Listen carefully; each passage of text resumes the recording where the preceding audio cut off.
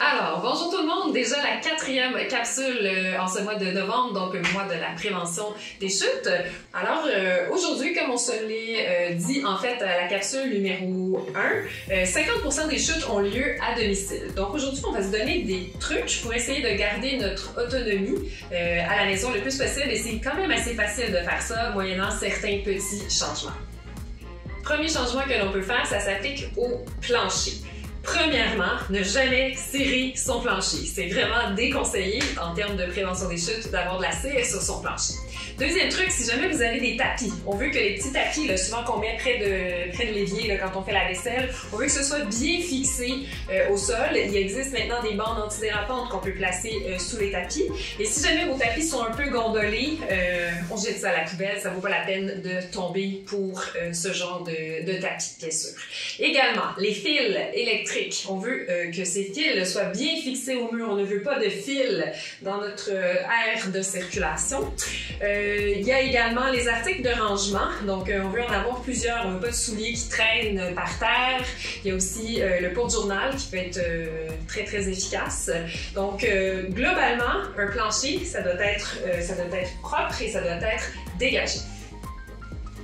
Alors, deuxième changement quand même assez simple que l'on peut faire dans notre maison, donc à domicile, l'éclairage. L'éclairage doit être suffisant dans chacune des pièces. C'est extrêmement important.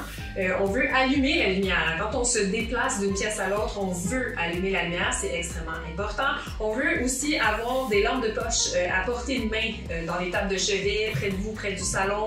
On veut également avoir les petites veilleuses pour la nuit. Donc quand on se lève la nuit, on allume la lumière. Même si on veut pas trop se réveiller, c'est plus prudent d'allumer la lumière, d'utiliser la veilleuse. Et quand on sort à l'extérieur, un autre petit truc, surtout si c'est le soir, la nuit quand vous sortez, une lumière à détecteur de mouvement qui va s'allumer automatiquement quand il va y avoir un mouvement.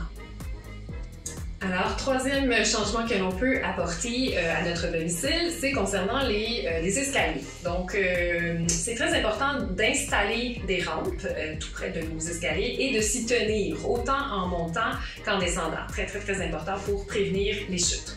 Une autre chose qu'on a tendance tous à faire, c'est de laisser des objets dans notre escalier.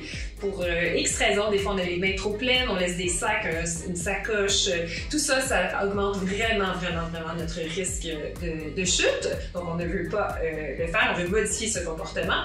Et puis dernier truc, je vous dirais, on veut avoir des marches antidérapantes, des marches qui sont non glissantes et on peut même ajouter des petites bandes en fait qui sont de couleurs contrastantes dans nos marches d'escalier qui vont nous aider à avoir une meilleure perception en fait à poser les pieds au bon endroit. Donc voilà, c'est tout pour la 4e capsule de prévention des chutes. Donc si ça vous a aidé, peut-être que ça peut aider un de vos amis, une personne de votre entourage. Donc n'hésitez pas à partager. Merci tout le monde et on se revoit pour la 5e et dernière capsule.